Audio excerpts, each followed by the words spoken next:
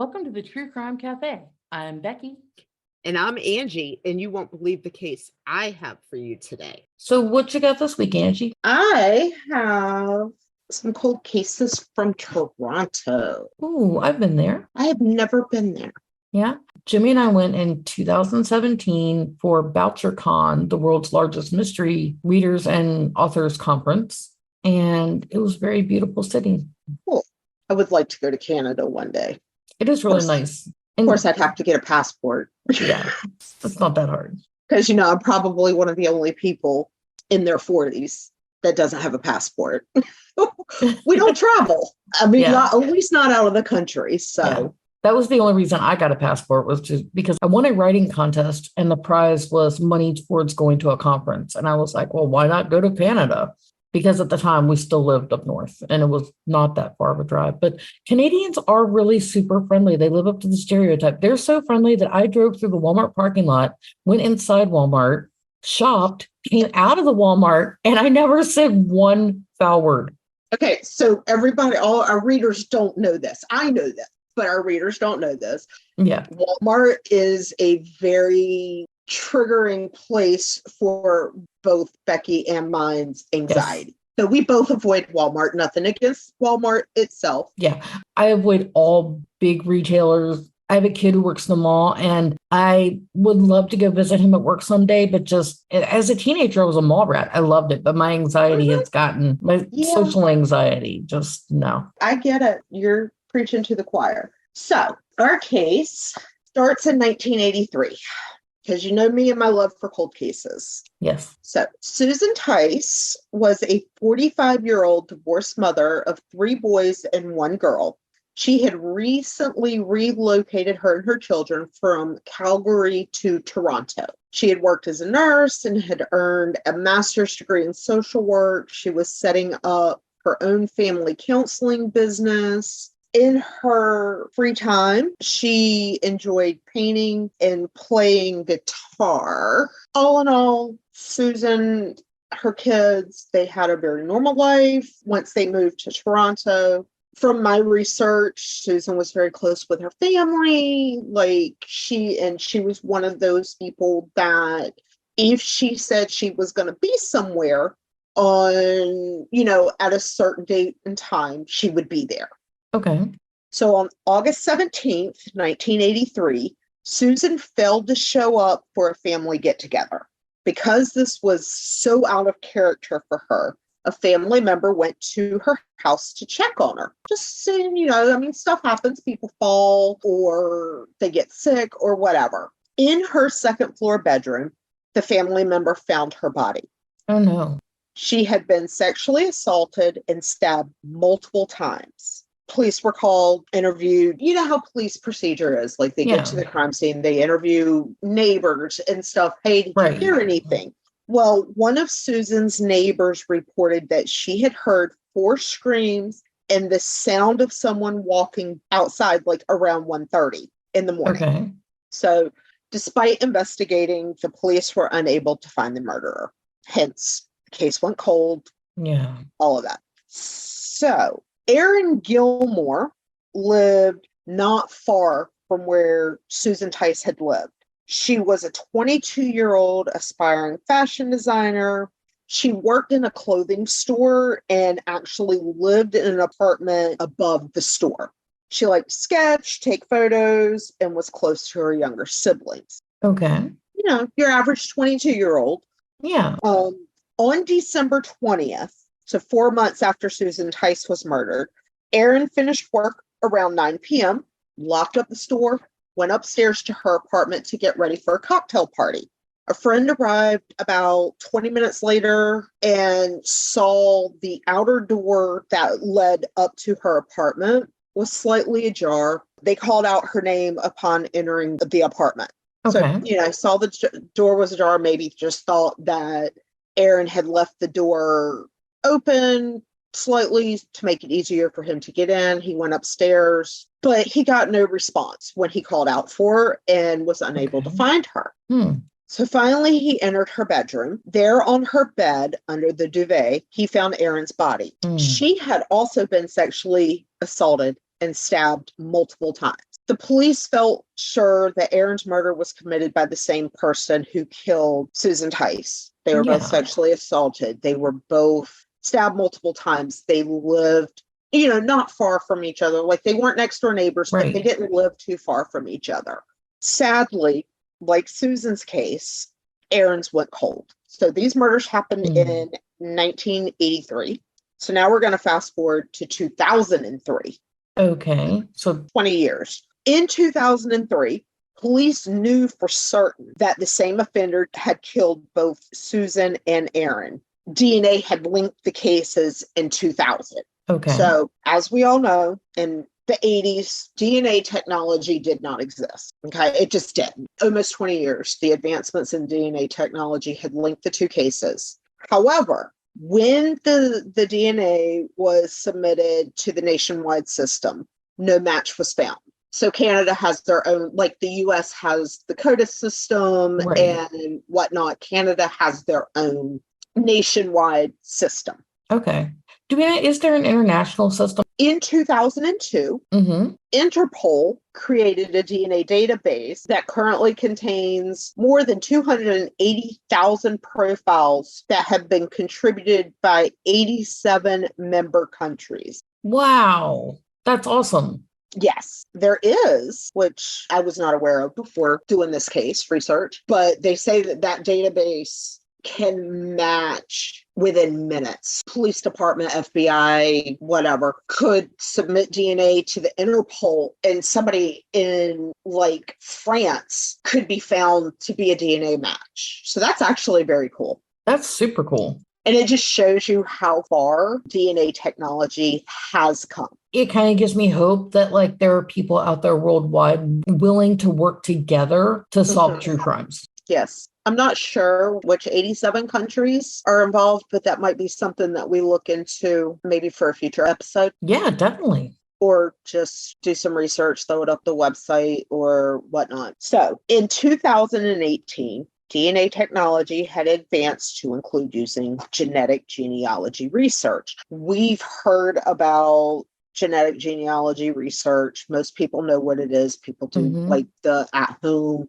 DNA test, and they can give permission for their DNA to be available for police. Yeah. GEDmatch, things like that. Yeah.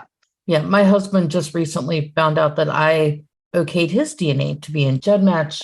So that was a nice surprise. We were watching Dateline and Keith Morrison was talking about DNA and they were talking about GEDmatch. And he said, "Did you put your DNA in that?" And I was like, "Yeah, absolutely." And I told him why, because I believe in helping solve crimes. And he goes, "Mine in there?" I'm like, "Oh, of course." So the police in Toronto reached out to Orthram Inc., which is located in the United States. Orthram developed a genetic profile, which they then sent to GEDmatch, which is, I believe, the company you were just talking about. Yeah, GEDmatch, what you do is you upload your DNA, and it's kind of like a melting pot for all the different DNA sites. Whatever familiar DNA site you use to get your DNA done, you can download the results. So you can download your DNA data in a file, and then you can re-upload it anywhere. So like I used Ancestry, but I can upload it to 23andMe or to like any of the other sites. And I also uploaded to GEDmatch. Gotcha. So upon receiving the genetic profile, they were able to use it to narrow it down to a single person of interest. Wow. So what happens like when these companies develop a genetic profile? They then start searching the public DNA sites, genealogy sites, and they actually start with probably a large pool, and then they narrow it down until they get just one specific match. Yeah. You know how like when you build a family tree, you start yourself and you had your parents and your grandparents and your uncles and your cousins and everybody, right? They kind of do the opposite. They have the big pool, like you said, and then like they narrow down the branches until they zero Only it. one. Yeah. Yeah. So on November 25th, 2002, 39 years after Susan and Erin had been murdered, the police served a warrant and took 61-year-old Joseph George Sutherland into custody in Ontario. He had been in his early 20s when the murders were committed. While he actually lived in Toronto at the time of the murders, he had moved around Canada after that. Okay. So he was never a suspect or person of interest in either Susan or Erin's case. Like, he wasn't even on the police radar. Imagine that. You commit these murders and you get away with it. It's almost 40 years. Yeah. And then all of a sudden the police are at your door. After that long, are you just like, okay, I got away with it, I'm done, and just quit thinking about it? I mean, it's hard to imagine what's going. I don't even want to imagine, but it's hard to even guess what's going on in the head of someone like this. Yeah. So based on my research, like, he wasn't arrested at any point during those 40 years. So like no traffic violations, jaywalking, Nothing that led to an arrest. like, yeah. Nothing that led to an arrest. Like, he just kind of lived his life. That's so weird. Now, that's not to say that he didn't commit any other crimes. He just never got caught.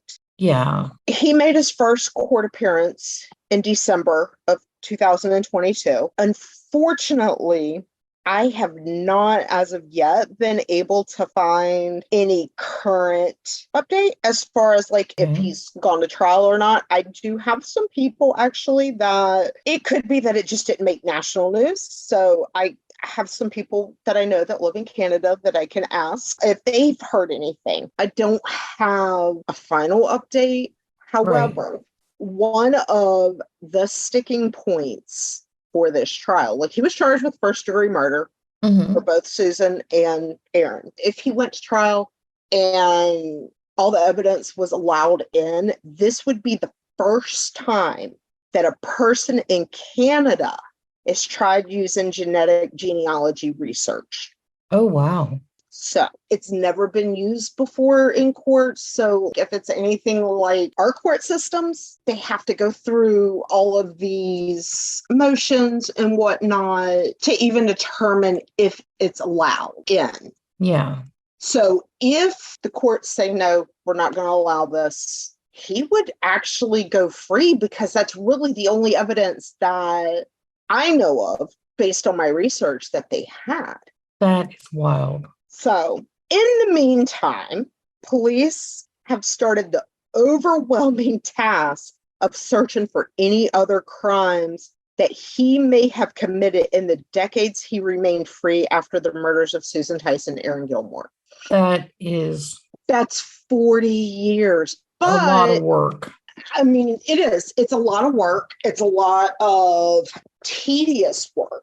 However, that tedious work is made a little bit easier with the National DNA Database. But who knows how many cold cases there may be that the DNA hadn't been submitted, or because of the advances in the DNA technology, it's a process to reopen all these cases. It's a process to retest DNA. Oh, yeah. I don't know how long Canada holds on to DNA evidence. I know in the United States, they can hold on to DNA evidence for unsolved cases forever. Yeah. But then there's also, is the DNA from a 40-year-old cold case necessarily viable to take advantage of the technology increases? So yeah, almost 40 years he remained free.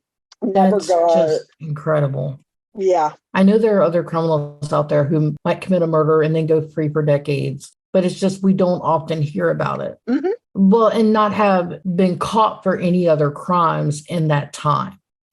With the advances in DNA technology, though, we are starting to hear about it more and more. It's still not an everyday thing, where you hear about a cold case that's been solved by DNA from, Mm-hmm. decades ago or whatever. But I subscribe to quite a few true crime. I get emails every day. Yeah, And, same. here's stories that might interest you or whatever. So I am seeing it more and more in the emails that I get. But I think it's just the task of uploading DNA into a database for cold cases.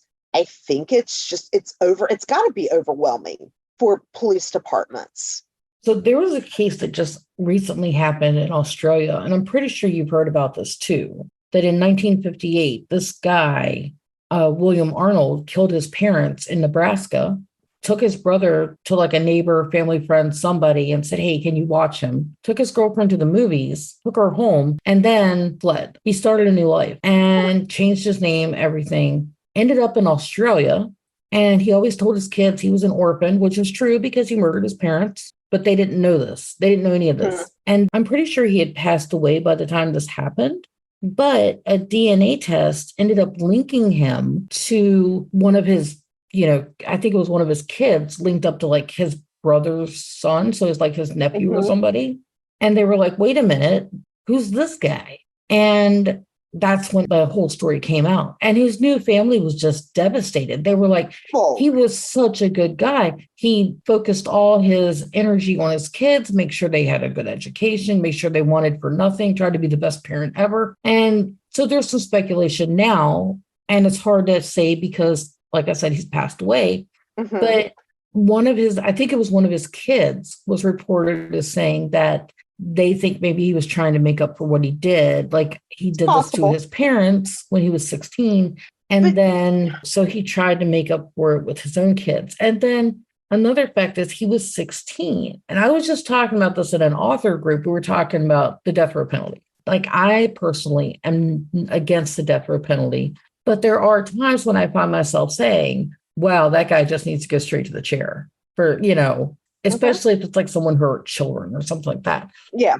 But we were watching some probably Dateline. And it's always Dateline. But Dateline, we were watching 48 hours. Yeah. Yeah. Murdered by Morning, Murder in the Heartland. Yeah.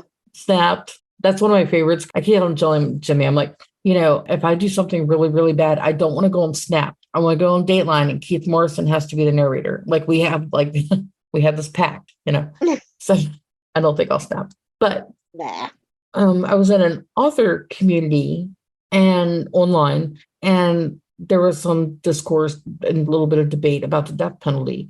And one of the things I had pointed out was I just saw on one of these murder shows where there was some psychologist talking about how at age 16, like even up to like age 23, the frontal lobe has not fully developed. And when it fully develops, like this guy had used prison to change his life around. He is a very devout Christian now. And he said he wrote a letter to the judge saying that, and this is not a case we've ever covered, but he wrote a letter asking to be considered to be early released because the crime happened when he was so young. But he said, even if he never gets out, even if he spends the rest of his life in prison, he said he understands that what he did was bad enough to deserve it. But he said that the person he is now would not have done it. And that's why he wrote the letter. I know it's a lot of semantics to it. And it's a case by case thing, but there's just so much. This is one of the issues that you and I disagreed on. Because I do support the death penalty. Do I think it should be applied to a 16-year-old kid? It's going to depend on the circumstances. Right. Do I think it should be applied to a 14-year-old? Absolutely not. Absolutely not. Yeah. Now, you and I both live in South Carolina, and teenagers as young as 16 can be sentenced to death as long as their cases and their crimes meet certain criteria. Yes. Okay. So do I think that the death penalty should be applied to everybody? No, absolutely not. And But just a little side note, South Carolina has the firing squad back. yep. Yeah. They just offered that back as a result of, if you remember, during COVID, there was a shortage of lethal injection medications. Mm-hmm. And I don't know about other states, but in South Carolina, those who are sentenced to death have to be given the option of how they would like to be put to death. Due to lethal injection not being able to be done, sounds sick, but they hadn't offered another option. However, like I said, I don't think it should be used in all cases. I don't even think that it should be used necessarily in all murder cases. And I say that in air quotes because we know there are people who are charged with murder who murdered out of self-defense, or they didn't even commit the murder at all. Yeah, because on the flip side of DNA, we have all these people who are being convicted for things that happened 40 years ago, like you just, outlined in Canada. We also have crimes that happened 40 years ago and men have been sitting in jail. Yes. And they're proven innocent. And that's why, even though I support the death penalty, I also support the automatic appeals that come along with somebody being sentenced to death, for the simple fact that there needs to be a checks and balances system. There has to be. Have there been people who have been wrongly executed? Absolutely. Mm-hmm.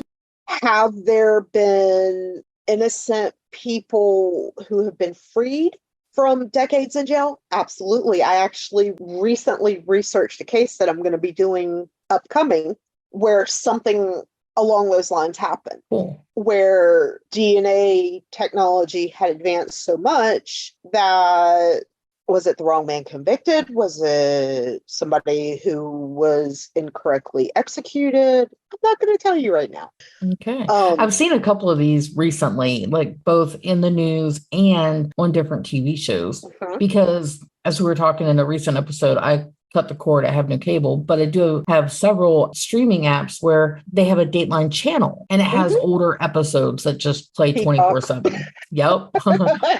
No commercials. So that's right. I was watching one of those and they had a story of a man who had been wrongfully convicted and DNA set him free. And all I could think was like, oh my gosh, I hope Angi does this one because you're the one, like DNA is your thing. It is. I'm obsessed, not with the technology itself. I don't get into all of that, but more so how the advancements in technology have been used to set innocent men and women free, find killers that for 40 years went on and lived their life doing God knows what. Just never got caught because he was never on their radar. So yes, you and I disagree on some aspects when it comes to true crime, but we agree on more than we disagree on. We do. And not just true crime, like you're a cat person, I'm a dog person. Yes. But we both love coffee. Yes. So, and books. Yes. So we balance each other out, I think, with our stances. So DNA advances have shown that they are extremely beneficial. I'm going to keep researching, keep an eye out, see if I can find any updates on this case. Like, has he gone to trial? What the end result was, whatnot. Like I said, the last update I found was from like the beginning of December, where it said he was set to appear in court for the first time. And we can always do a part 2. Yes. I think sometime in the future, we're going to go back. We're going to look at the cases that we've done. And I think we've talked about doing an episode where we just do nothing but updates or outcomes or, just stuff like that. Just to kind of bring the cases full circle. Yeah, we're almost at the end of our first season, so it could be coming sooner than you guys think. Yes. Thank you. Thank you. That was very interesting. Yeah, you know me and cold cases and DNA. And it's cool that it was in Canada. Yes, because you know me, I don't venture outside of the United States that often. No, you don't. For the simple fact that there are so many cases in the United States. I know. So yeah, it's nice to... I mean, let's be fair. There are so many. We could just do South Carolina and have several seasons of episodes just in our own home state. So definitely. Stay caffeinated. And join us next time for another cup of crime.